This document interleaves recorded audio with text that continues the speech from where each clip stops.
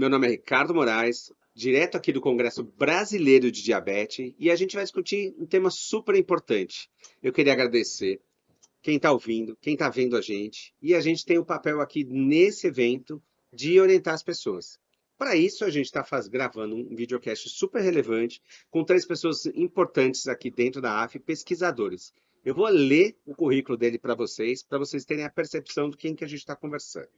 Vou começar com as meninas aqui. Eu tenho a doutora Ana Carolina Proença da Fonseca. Ela é pesquisadora do Biotrans, e a gente vai falar mais do Biotrans para vocês, da AFIA e da Unigran Rio.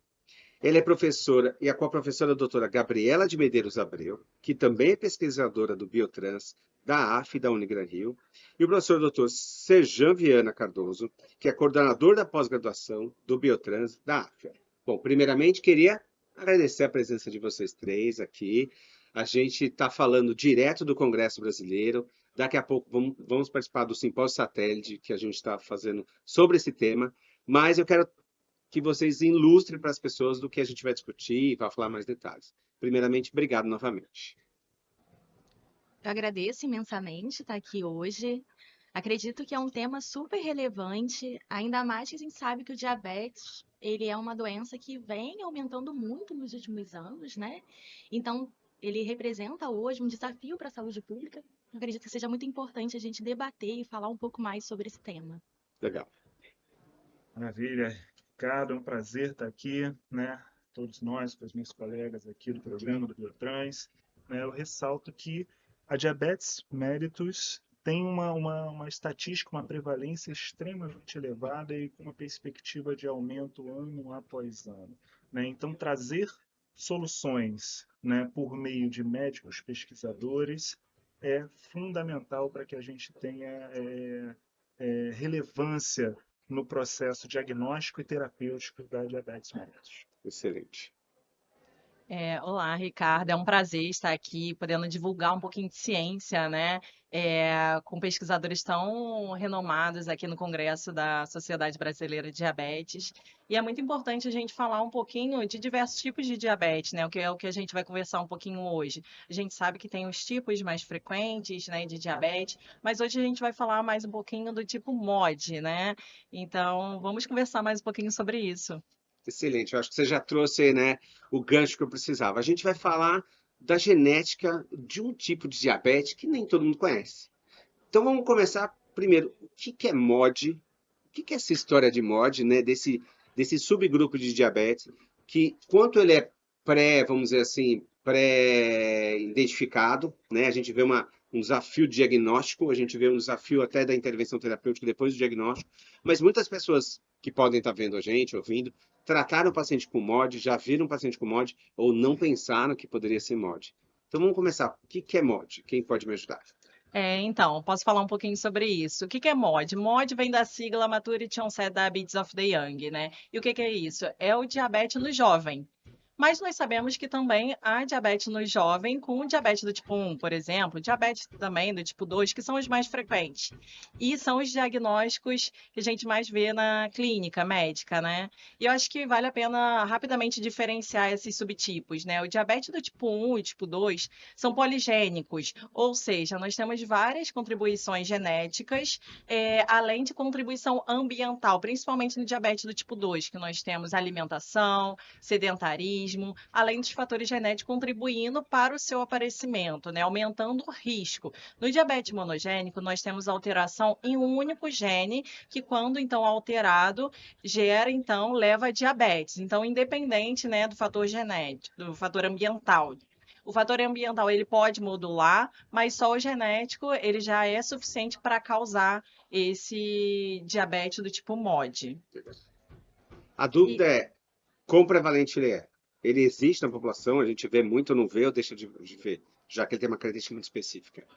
ele é mais raro que o diabetes do tipo 1 e o diabetes do tipo 2, né? Então, o diabetes do tipo 2, a gente tem uma frequência aproximada de 90%, o diabetes do tipo 1 de 5,6%, e é estimado que o MOD ele seja em torno de 1 a 5%. Mas como há um grande subdiagnóstico, provavelmente essa prevalência é ainda maior. E geralmente esses estudos eles são muito feitos em populações caucasianas, principalmente populações europeias. A gente tem uma deficiência, uma defasagem, uma necessidade de sabermos qual é a prevalência no nosso país, de fato. Legal, esse é um ponto super importante, porque um dos projetos do Biotrans é esse, né? Do diagnóstico, e é um diagnóstico genético de MOD. Queria que você falasse um pouco mais, Sérgio. Maravilha, vamos lá. O diagnóstico do MOD é um exemplo excelente, né, de biomedicina translacional. Porque quando a gente fala do Biotrans, do Programa de Pós-Graduação em Biomedicina Translacional, é um programa que busca aproximar a clínica, aquele que está na ponta do serviço de saúde, o médico que está trabalhando, né, com o paciente diabético, né, daquele que está na bancada laboratorial produzindo soluções, né, relacionadas a diabetes mellitus para que seja utilizada por esse profissional médico, né? Então é fundamental que a gente busque essas soluções dentro do laboratório, né, diagnósticas, com base genética, com base molecular, para que a gente possa aplicar, né, ajudar ao clínico nesse diagnóstico conclusivo, né, que isso é uma falha muito grande dessa condição genética que é o MOD, né, para que a gente consiga êxito posteriormente uma terapêutica mais individualizada, mais eficaz, mais precisa.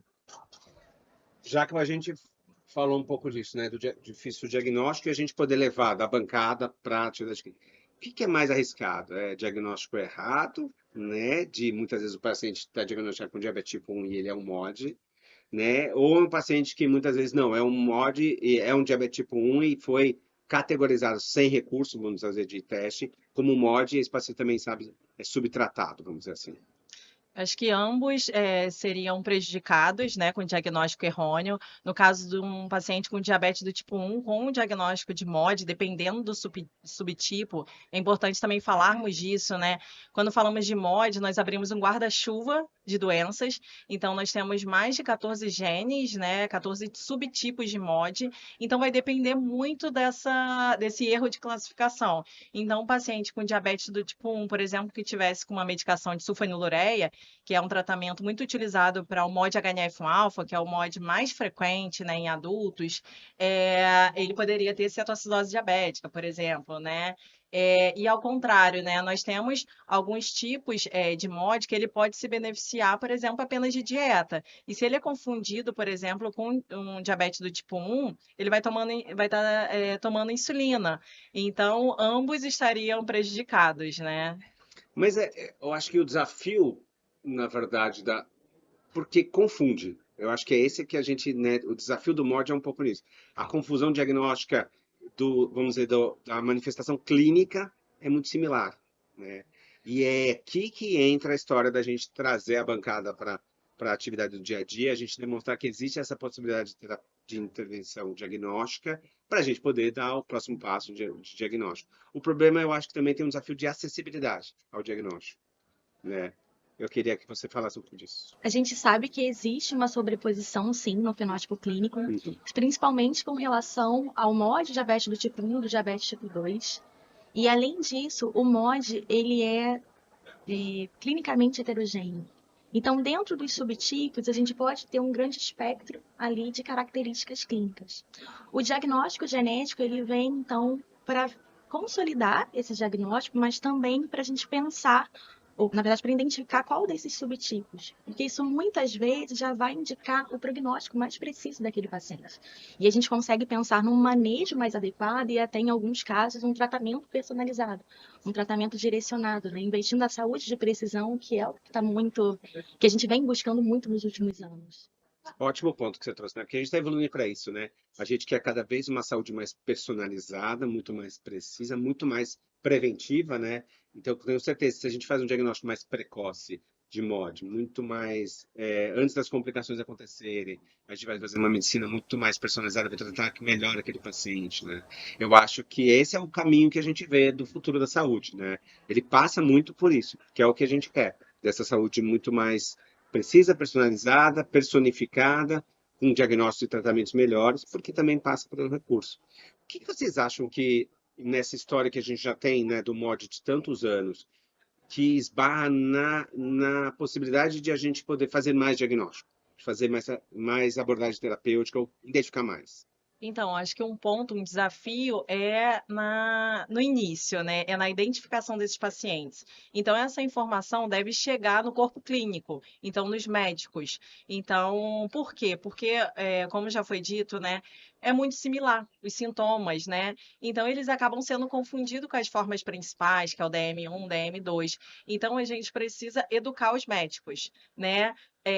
Mostrar quais são as diferenças, qual o ponto positivo deles terem um diagnóstico genético, né? Então, nós temos que mexer, né, nessa parte inicial, né? Educar os médicos para então tentar identificar esses pacientes para então seguirmos para o teste genético, porque se nós não identificarmos eles na parte clínica, nós não temos como seguir, então, na parte genética. Então, acredito que o ponto inicial. Passa por educação, né? Eu acho que é um ponto Isso. relevante.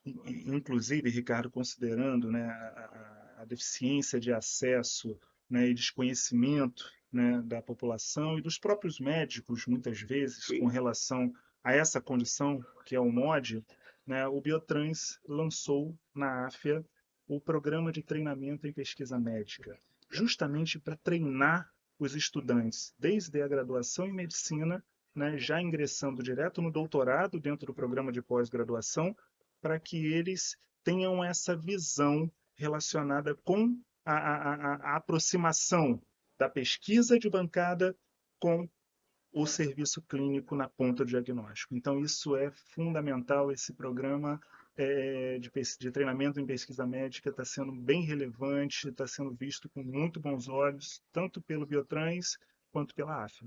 Excelente. Que, se a gente pensar, é um modelo que a gente vê fora do país, né? Então a gente vê as grandes universidades, né, fora do país, eles têm esse tripé muito forte do ensino, da extensão, mas da pesquisa. E ela tem que estar enraizada na origem, na graduação, né, desde o início, para a gente criar novos pesquisadores, para a gente poder ter essa aplicabilidade na prática do dia a dia, para poder potencializar, ajudar mais pacientes, mais médicos a fazer o diagnóstico, né? O que que vocês, a gente falamos muito do MOD, falamos do teste, mas a minha dúvida é quão acessível é esse teste? Quão um médico pode chegar, literalmente pedir amanhã e ele conseguir o acesso a esse diagnóstico? A gente sabe que o acesso ao exame genético, ele ainda é difícil, né? Existe um custo elevado para esses testes. A gente sabe que eles ainda não são feitos de rotina, ainda não estão disponíveis no SUS, mas aqui eu deixo até uma reflexão para a gente pensar, porque se a gente consegue antecipar o diagnóstico genético, a gente tem um impacto, uma redução, de uma certa forma, no custo, porque esses pacientes eles estão tomando um medicamento muitas vezes que é abaixo do ideal e pode ser até prejudicial para a vida dessas pessoas.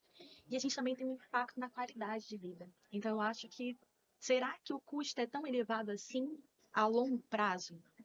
Eu acredito que existiria até uma necessidade de pesquisas que fizessem a fundo esse tipo de questionamento para tentar realmente entender o custo-benefício de aplicar esses É testes. porque se a gente pensar, vai internar menos, vai ter menos complicações micro e macrovasculares, vai ser melhor tratado, vai, entre aspas, não vai tomar medicações que não têm aplicabilidade, né, que não têm indicação, a gente vai diminuir o custo de saúde como um todo, né? Muitas vezes a gente sabe que toda nova tecnologia, né, toda nova tecnologia que vai ser implementada, o custo é elevado e muitas vezes, quando a gente não tem um estudo de evidência de farmacoeconomia, muitas vezes não se prova, não vale a pena. Mas vale, né? Quando a gente vê na prática, vale, né? Vou só adicionar aqui um ponto que no Brasil ainda não temos esse tipo de estudo, mas lá fora nós temos. Estudos recentes, né, mostram que ter o teste genético de MOD, né, é farmacoeconômico, né, podemos dizer assim. Então, nós já temos essa prova. E aí eu queria que vocês convidassem, né? Porque muitos colegas estão vendo a gente aqui, são endocrinologistas, são médicos que estão cuidando de pacientes com diabetes necessariamente, mas que podem pensar que um paciente dele esteja com diagnóstico de MOD e não sabem como pedir, como encaminhar. Como é que eles podem tentar ter acesso através do Biotrans, por exemplo, ao teste? Existe essa possibilidade? Na verdade, a gente está iniciando, então, um projeto em Moji. Eu acredito que vocês podem ficar de olho nos canais da Excelente. AFA, porque em breve a gente vai ter mais informações sobre isso, de como vai funcionar esse processo. Eu acho que é isso. Aqui é um convite, né, Uhum. para acompanhar a gente, porque a gente vai estar com esse objetivo de levar a pesquisa clínica cada vez mais próximo, né? Na AF, isso é um pilar importante, o Biotrans representa esse pilar de pesquisa clínica forte aqui dentro do ecossistema, mas que tem esse objetivo de tentar levar esse teste, por exemplo, vai ser uma das iniciativas que a gente vai levar. Diga. Então, Ricardo, eu penso que a AF está conseguindo, por meio do projeto de MOD, né, materializar a integração entre a pesquisa, o ensino e a inovação tecnológica, né? Então, a gente consegue fazer a pesquisa buscando um diagnóstico conclusivo, conforme eu comentei, né? O ensino, uma vez que a gente vai capacitar os estudantes dentro do MD-PhD, os estudantes que participarem desse projeto conosco, né? E a inovação tecnológica, uma vez que a gente vai elaborar um teste diagnóstico genético, né? Vai desenvolver um teste diagnóstico genético específico para essa condição relativamente rara que é o MOD. Excelente, eu acho que é isso, né? É o futuro que a gente está vendo também da educação, né? Da saúde, educação médica, educação da todos os profissionais de saúde. Esses pilares são importantes, né? Porque a gente hoje não mais educa como antigamente, a gente tem que trazer tecnologia e inovação para o dia a dia desse estudante universitário, que é o futuro dele, vai ser no dia a dia dele cada vez mais cuidar das pessoas, ele vai usar esses pilares. Excelente. Eu queria... Aí, pô, deixa eu ver se eu esqueci algum ponto. Se vocês quiserem me lembrar, eu não vou falar de clique, honestamente. Eu acho que o que está faltando, a gente fala do impacto social, né? De uma alavancagem que a gente pode gerar com esse projeto E como chegar em outros estados. Eu acho que Exatamente, falta nosso Uma isso. pergunta com relação à necessidade dos outros estados. Tá? Legal, tá bom. A gente sabe que é a simetria Talvez populacional, Poderia do pensar acesso à aí saúde. como tem sido esses estudos realizados no Brasil? Há alguma coisa? Uhum. Ótimo. Tá bom, vamos nessa. Você quer falar? Aí, É difícil. Tá. e aí, assim, vou nessa, vou deixar vocês agradecerem, encerrarem. Clique aqui, entre no nosso site, qualquer coisa que vocês quiserem também. E aí a gente fecha. Pode ser? Não vou falar de clique, não faz sentido nesse momento.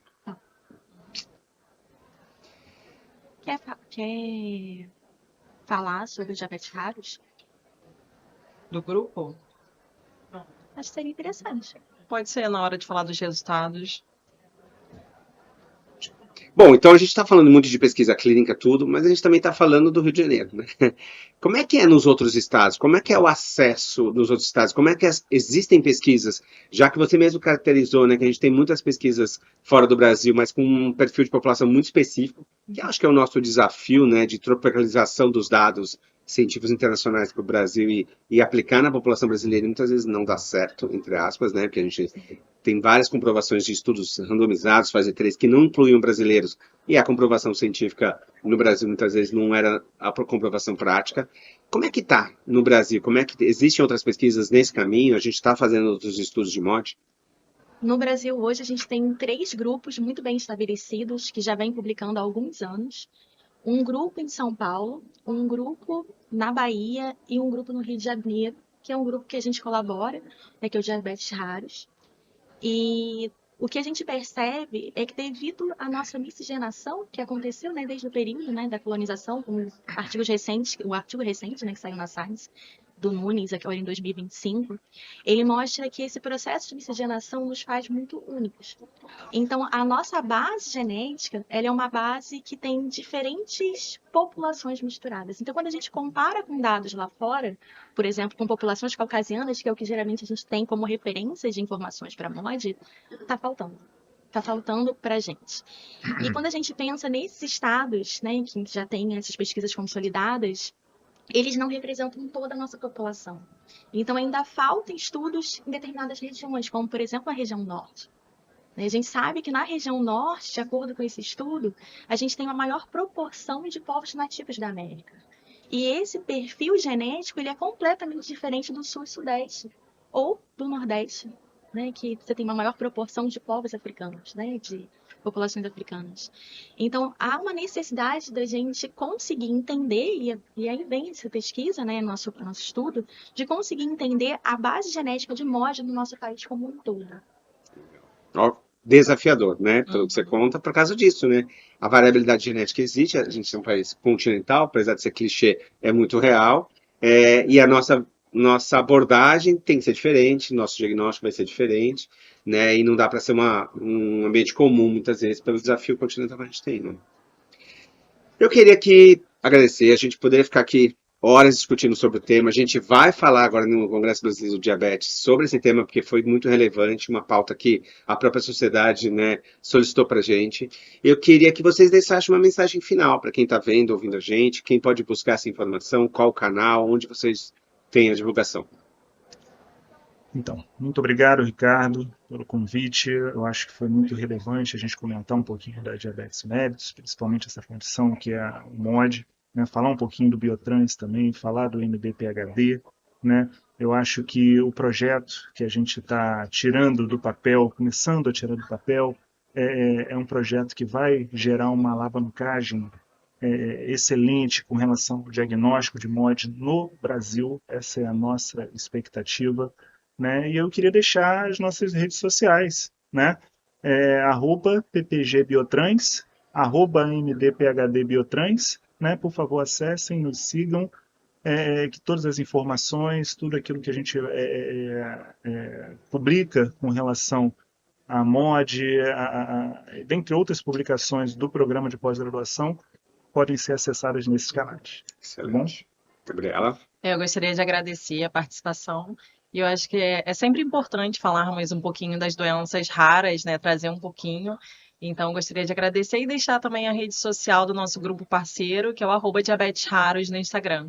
Obrigada. Eu queria também agradecer. É sempre importante a gente falar do diagnóstico de doenças raras, em especial essas doenças raras que têm uma base que compartilha com doenças comuns.